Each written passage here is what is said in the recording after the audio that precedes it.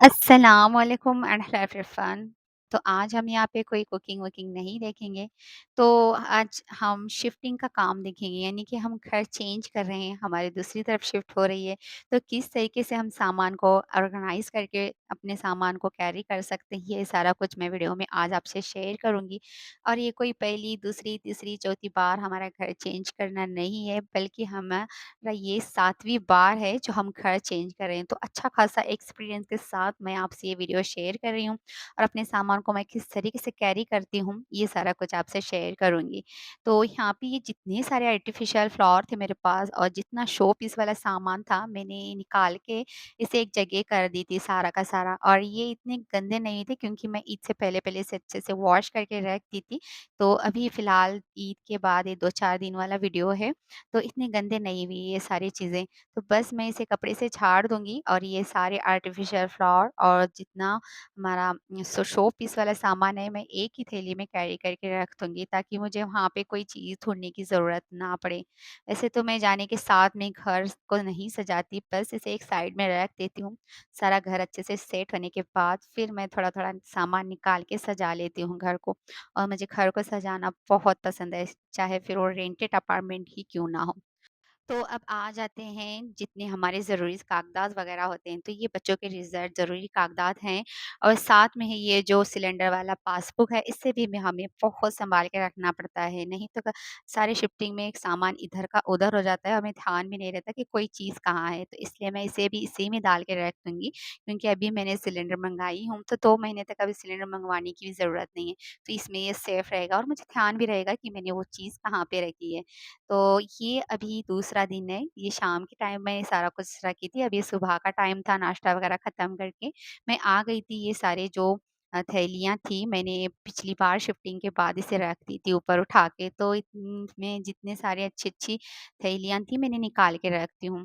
और मैं कोशिश करती हूँ कि ज़्यादातर थैलियों में ही अपना सामान भरूँ क्योंकि जब बॉक्स में हम सारा सामान भरते हैं, तो उठाने में बहुत तकलीफ़ होती है। जो भी हमारे घर पे आ जाते हैं मज़दूर, सामान उठाने के लिए, उनमें बहुत मुश्किल होती है बॉक्सेस उठाने के लिए। तो ये थैली अगर कैरी करते हैं, तो बहुत ही आसानी हो जाती है उनके लिए उठाने के लिए और वो सामान शिफ्ट करने के लिए।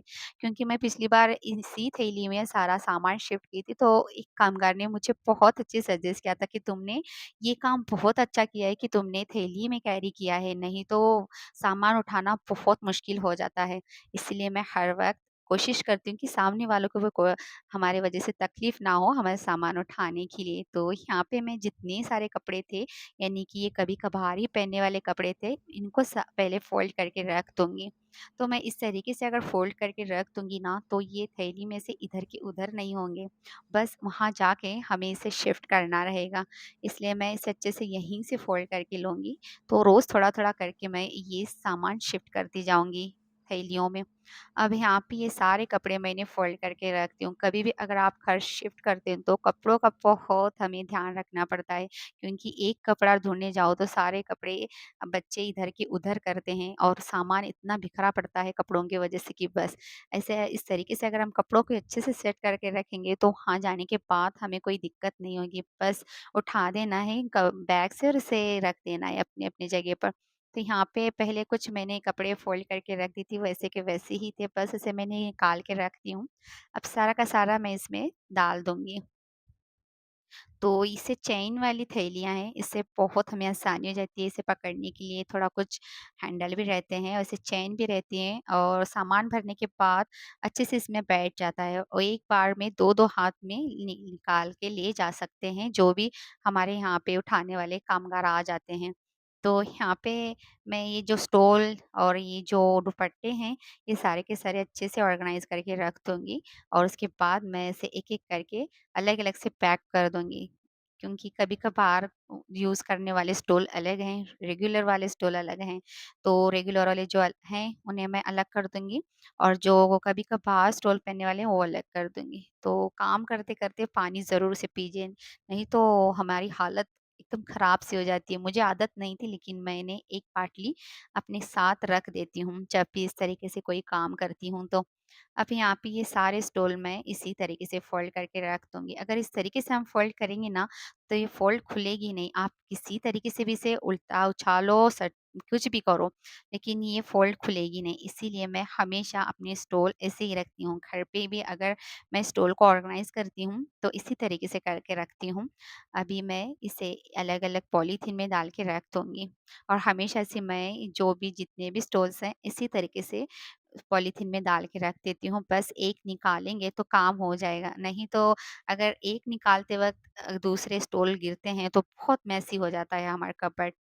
तो यहाँ पे ये जितने सारे हमारे दुपट्टे थे रेगुलर यूज़ वाले वो अलग मैंने की हूँ और स्टोल अलग की हूँ। अब ये सारे स्टोल और ये दुपट्टे मैं एक ही थैली में कैरी करके रख दूँगी। तो यहाँ पे ये सारे स्टोल मैं डाल के रखती हूँ।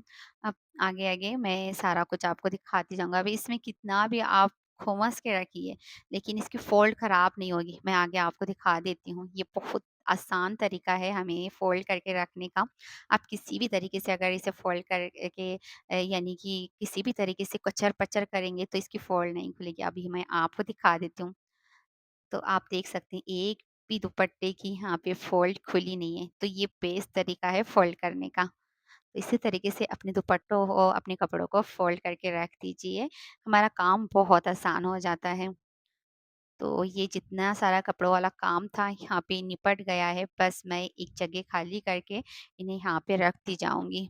ऐसे तो इतने साल से हमारा घर नहीं था, इसलिए हम चेंज करते रहते थे।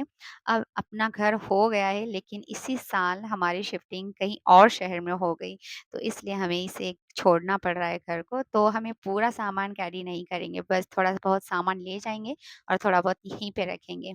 तो आ जाते हैं खाने की तरफ। बहुत ज़ोर से भूख लगी थी और कुछ बनाने का मूड भी नहीं था, तो यहाँ पे मैं झटपट से मूँग तवा पुलाव बनाऊँगी। तो ये भी जो भी बनाऊँगी मैं लेफ्ट और फुल से बनाऊँगी। तो यहाँ पे मैंने थोड़ा-सा ऑयल शामिल की हूँ तवे में और उसमें थोड़ा-सा ब्राउन किया हुआ प्याज़ और लाल मिर्ची पाउडर ऐड की हूँ। अब इसमें हम लेफ्ट और मूँग ऐड कर देंगे। ये ग्रीन वाली मूँग है जो हम सूखी बनाते हैं वही है। इसमें सारा कुछ है, लहसुन, हरी मिर्ची, हरा धनिया, धनिया पाउडर, ये सारा कुछ डाल के मैंने सूखी मूँग बनाई थी, तो इसमें और कोई मसाले डालने की ज़रूरत नहीं है।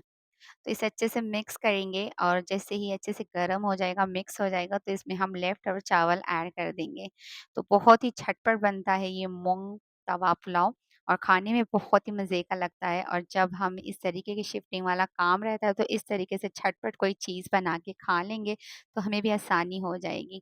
तो यहाँ पे मैं इसे एक बर्तन में निकाल लूँगी और इसी तवे में मैं मटन फ्राई कर लूँगी। अब कुर्बानी हो गई है, तो मटन तो घर पे रहता है और मटन भी गला हुआ था, तो झटपट से मैं यहाँ पे एक मटन फ्राई कर लूँगी। तो यहाँ पे मैं थोड़ा-सा ऑयल शामिल करूँगी, थोड़ा-सा ऑनियन शामिल कर दूँगी और इसमें मैं थोड़ा-सा लाल मिर्ची पाउडर ऐड कर दूँगी और फ़ौरन से मैं इसमें मटन ऐड कर देंगे। तो ये गला हुआ मटन है, इसमें हम डाल देंगे और मटन को इस प्याज़ और मिर्ची के साथ अच्छे से फ्राई कर लेंगे और इसे एक बर्तन में निकाल लेंगे। तो यहाँ मज़े का ये मूँग मसूर पुलाव बन के तैयार है और ये मटन फ्राई। तो वीडियो कैसी लगी कमेंट करके ज़रूर से बताना।